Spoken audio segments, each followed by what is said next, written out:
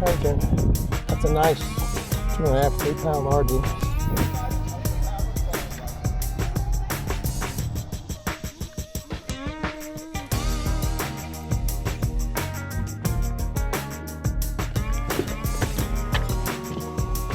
Oh no. Hello, Sherry's with the winner, with the champion, the undisputed champion.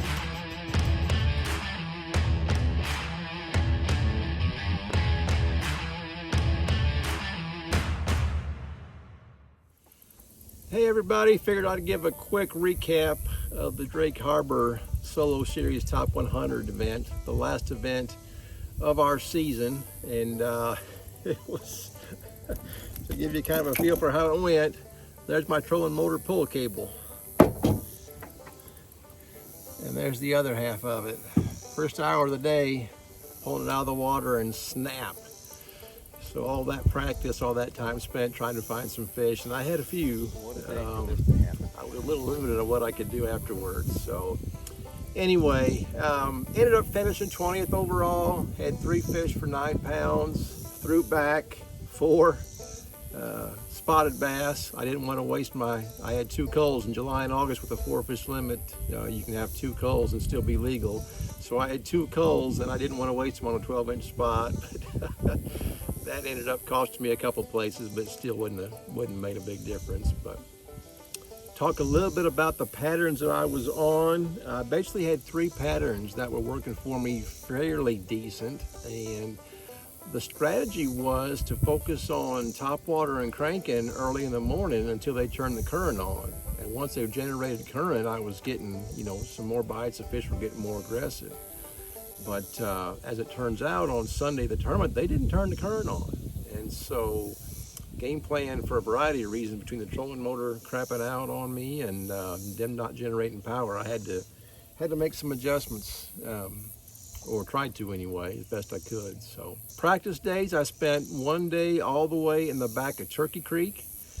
Went all the way back. I even got out of the boat and wade fished a little bit to see if I could, it was worth getting around a corner or not on my jet to find a deeper hole, and there wasn't much up there at all. I wasted a lot of time up there and didn't see much shad activity or herons, and didn't catch many fish at all. I think I had a couple of bites that a couple of them were short, and a couple I didn't set the hook on that may or may not have been keepers, but it wasn't worth what I was hoping for it to be. And so I spent a lot of time up in Turkey Creek, and the back end didn't do very good. And then that afternoon, after they turned the current on, I went in the back of Coal Camp Creek, and that looked night and day different. There was shad balls all over the back third of Coal Camp Creek. They were on the flats, they were up in the creek, balls of shad swimming around on the shallow flats and stuff. And I ended up getting a couple bites in that area. I got one on the whopper plopper, and I kind of bend the hooks down on it for my practice plopper, kind of minimize the hookups there. Had a couple blow-ups on it. One I know for sure was a keeper, and caught another one, wacky worm in the dock, there in the back of Coal Camp Creek. And that, honestly, this was my bigger fish pattern here, was throwing this around docks in the shade. I caught one that was close to 6 in practice. Doing that a little closer to Drake Harbor, and really had hoped to kind of run that pattern in the afternoon when the sun came out high and position those fish tight under the docks. Unfortunately, like I said, I just wasn't able to make that work. So that was a couple of patterns that I was working on for the tournament. And actually, the dock pattern was my best big fish pattern, but I couldn't get a lot of them. I only caught the one good 6. I had another good bite or 2 on that, and that was about it. I couldn't really make it to where I could really call my shot on which docks were better than the others, with them in the back of the creeks, on the secondary points, deeper banks, flatter banks. I couldn't really narrow it down. So a couple of other patterns that I was working on, just kind of goofing around, fun fishing. At the end of the day on Friday, Mike Hamilton came up, and we were kind of talking and visiting not too far from Drake Harbor. There, I started throwing my little popper around the riprap at Drake Harbor, and actually started catching a lot of fish. Most of them were little, but I had one keeper largemouth and several keeper spots on the little popper, throwing it on a spinning rod. They're so light, it's easy for me to throw them on a spinning rod. And doing that. And then my crankbait pattern, and I'm not going to show the crankbait, sorry.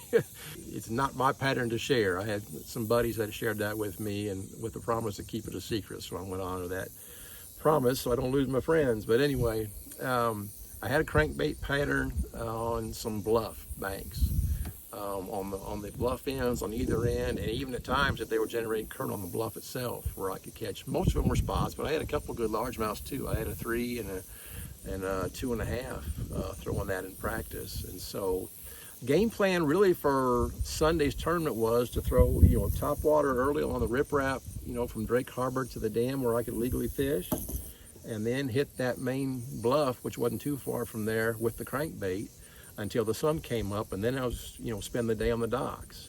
Unfortunately, my trolling motor issue happened about 7:30, 8 o'clock, and so once that happened, I was not comfortable running. I couldn't reach the release to pop it manually to get it out where I could pull it out of the water. It broke when it was down in the water. And so the best solution I had was to basically take my live scope transducer off, unwrap the wire and the tape that was holding the wire on the shaft, and use that clamp for the transducer, unscrew it. Luckily, I had the right size Allen wrench in my toolbox where I could unscrew that clamp, take it completely off, slide the motor shaft all the way up out of the water straight up, and then put that clamp above where it holds it there to where it wouldn't drop down, where I could tighten it up and then at least keep the trolling motor out of the water where I could at least run on the big motor.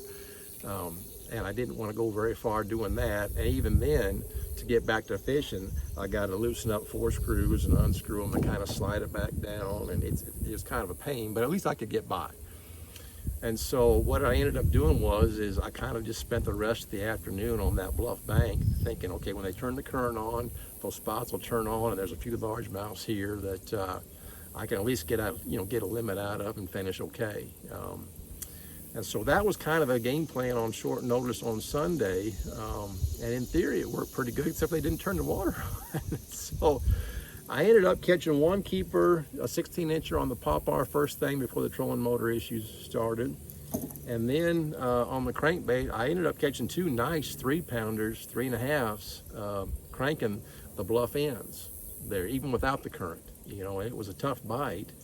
And then, like I said, I had 4 keeper spots. They were all 12 to 13 inches. And I kept thinking, man, do I want to waste one of my 2 culls with these? Because I knew there was 14 to 15-inch spotted bass up there. So my thought process was, once they turn the current on, the fish will turn on and I'll get well in a hurry. They just didn't turn the current on for whatever reason. I don't know why. So I kind of gambled there and lost, but still ended up, not making excuses.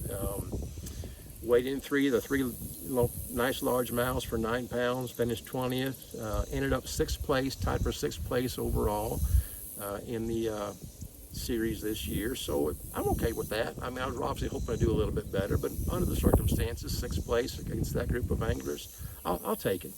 I'm happy with it.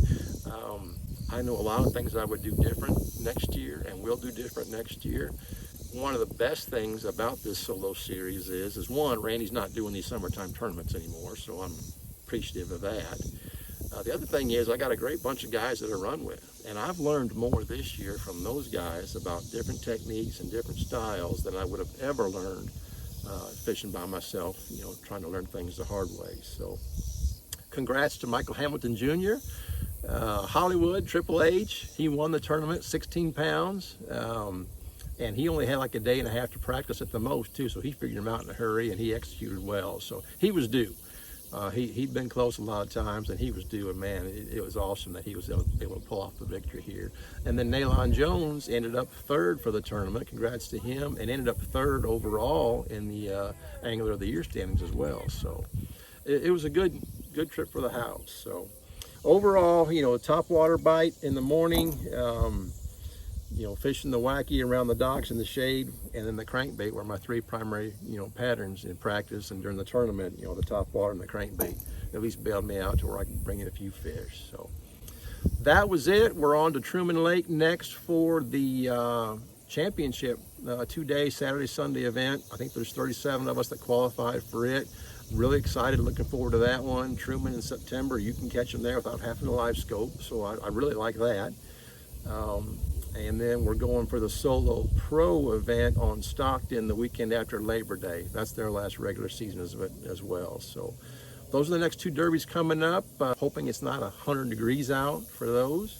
And we're getting out of the month of July and August, which I prefer to not fish tournaments those 2 months anyway. So anyway, that's some of the highlights for the weekend. I'll share what I can. Appreciate everybody watching. If you haven't yet, please like and subscribe and all that stuff.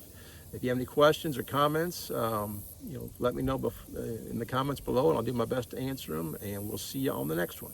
Thanks, everybody.